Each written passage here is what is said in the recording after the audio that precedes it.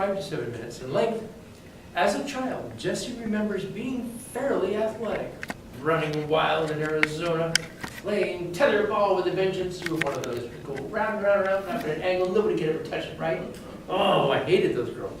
No wonder you don't like me. Orchestrating the kick can games that went late into these summer nights and even running away from home with food and clothing. I remember the clothing. I forgot the food. That's why I had to go back. I love it. Getting only 3 blocks from home. What happened in high school? Question mark. Hormones, laziness, or what? Please welcome Jesse with, do we have to run the entire course?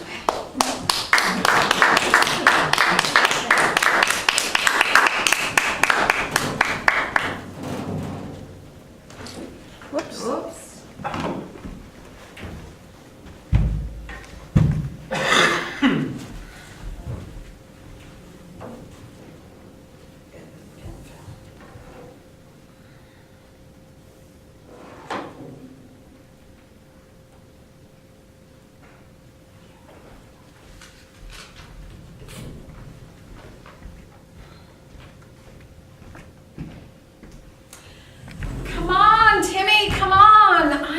Christmas morning, but it's so warm out here. We don't even have to wear sweaters. It's so cool, and we can go out and ride our new bikes. How could we both get bikes on the same Christmas? I love it. Okay, come on, hurry up. No, Debbie, you're too little. You can't go with us.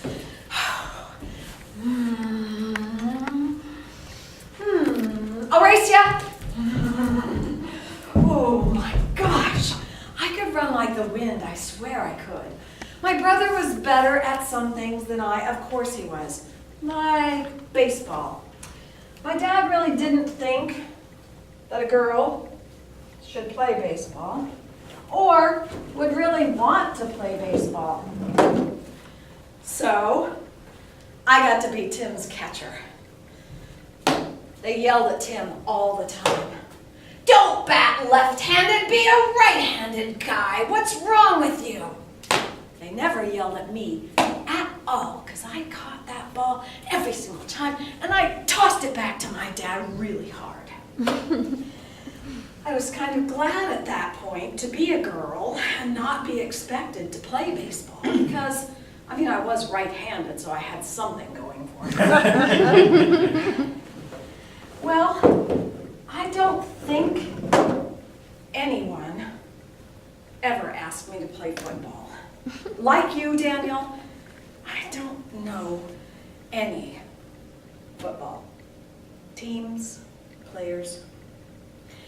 But going back to baseball, you understand, I was in Pennsylvania then. I had moved back when I was 12 to where I was born, and the Pittsburgh Pirates were what was on our radio when they played. I loved staying overnight with my grandmother. She had one of those old wooden radios that looked like this and have a dial that's all lit up. And she'd let me lay in her bed with her, and we'd listen to the game until way into the nighttime. I probably could have told you players' names then. I don't remember them now. Goose Gossage, I think, might have been on the Pirates. But because of that love of baseball, I am running with my brother and playing outdoors. I really wanted to be athletic. Tetherball was the game we played when I was a kid. Out in our backyard in Arizona, that pole and I were best friends. I was a little taller than Tim because I was 2 years older than he was, so I could actually do that thing, Daniel. Hit it up higher than he'd jump, and he'd jump, and he couldn't get it, so I could wrap it all around. It didn't mean we didn't fight about it. And our mother would say, "Get in the house if you're gonna yell like that!" Oh my gosh, where did we learn that? I can't imagine. Then, moving back to Pennsylvania when I was 12, something happened. I don't know what it was. I was in 6th grade. We went to a school where my mother had gone to grade school. The teacher was a preacher's wife. I was in the same classroom with my brother, 5th and 6th. Even though he was 2 years younger than I in school age, and because of how you had to be a certain age by December 31st, he and I were only a year apart in school. Well, my brother stutters. So he has the left-handed thing, and he stuttered.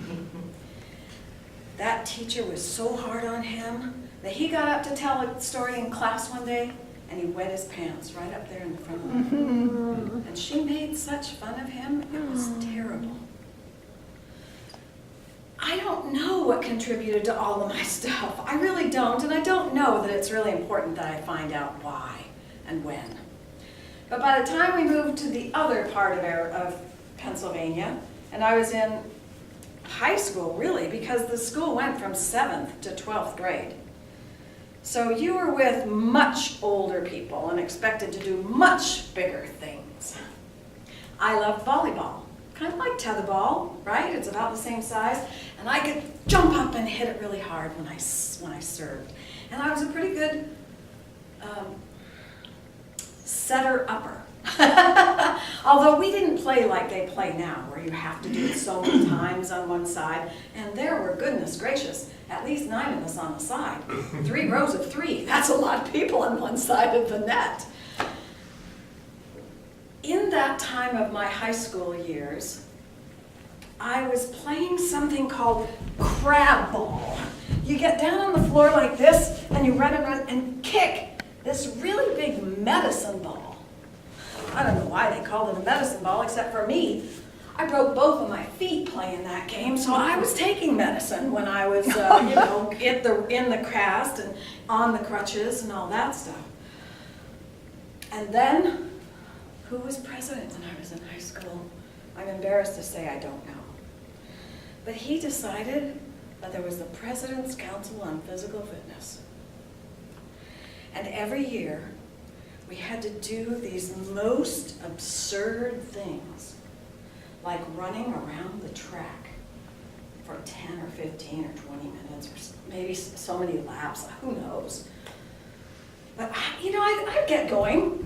I'm in the main pack with everybody, doing pretty well. I maybe even get around, I don't know, 3/4, maybe even 1 lap. And then I was starting to get winded, and I was starting to get fatigued, but I was also getting embarrassed. So by then, I was at the back of the rows with the heavy-set girls and the girls that really never thought they were athletic at all.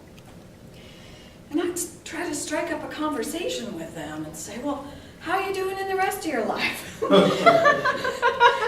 I'm not in any classes with you. What do you like about school? And then even they would walk on and leave me behind. So by then, the first girls are making their first, and I said, would you like to walk with me for a while? It's really pretty nice. And they didn't. They really wanted to do well at this presidential physical fitness thing. Then I met Ron, and I told him the story about when I was in high school. I had to have 5 pairs of nylons with me. Now, I did wear nylons with garters first when I was in 7th grade. That's how old I am. But then it was pantyhose, so it was easier to carry those things. But I'd have a pair in my backpack, a pair in my purse, and 2 or 3 pairs in my locker. Because if I didn't trip going up the steps on the bus, I would trip going down the steps when I got to the school. And if I didn't trip in between homeroom and first period, somewhere before lunch, I obviously had a huge runner in my hose, so I had to go change again. That was crazy, and I'd tell Ron those stories, and he'd say, you don't seem to be klutzy. I don't know. But then he started walking me at lunch, and I'd trip on something in the sidewalk and hurt myself.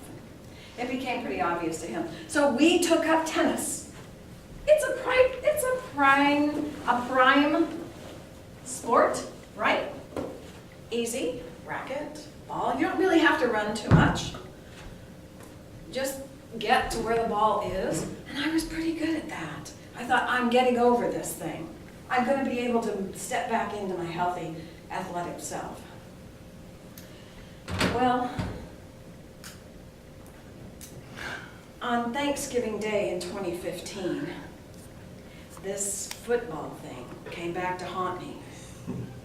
My grandson, who I dearly love, said, Grandma, when I came in from work that day, Ron was busy in the kitchen cooking, and he said, Grandma, nobody's played with me all day long. Will you please come play football with me? I said, football? It's not my sport. I don't do this. Grandma, please. There's only 2 rules about football. If you fall down, you get right back up, and there's no crying. Okay, right, how about right here in the parking of our, no, Grandma, we have to go out to the field where we always play. It's in hoarfrost, Theo. Grandma, we're only going to be out here for 2 minutes. We have to mash the potatoes. So I go out in my cowgirl boots, of course, because I didn't want to take the time to change. Ron's saying dinner's in 5 minutes. So I get out there and he's throwing it to me and I'm catching it. And I'm throwing it back to him and he's catching. And about on the 3rd or 4th one, he threw it to me. And I couldn't quite get where it was going. And it bounced here and it bounced there and it bounced there. And I tried to catch it and I heard the crack as I went down hard. And I thought, if you go down, get up. Ah! Oh!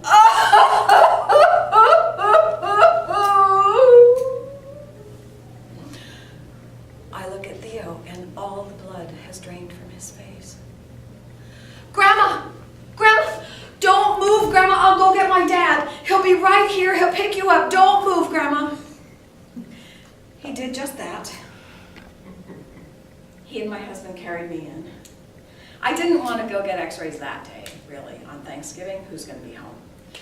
So I waited until the next day to find out that I had indeed broken a foot in a bone, my 5th metatarsal. Again, what's with the 5th metatarsals? I must have weakness in my digits.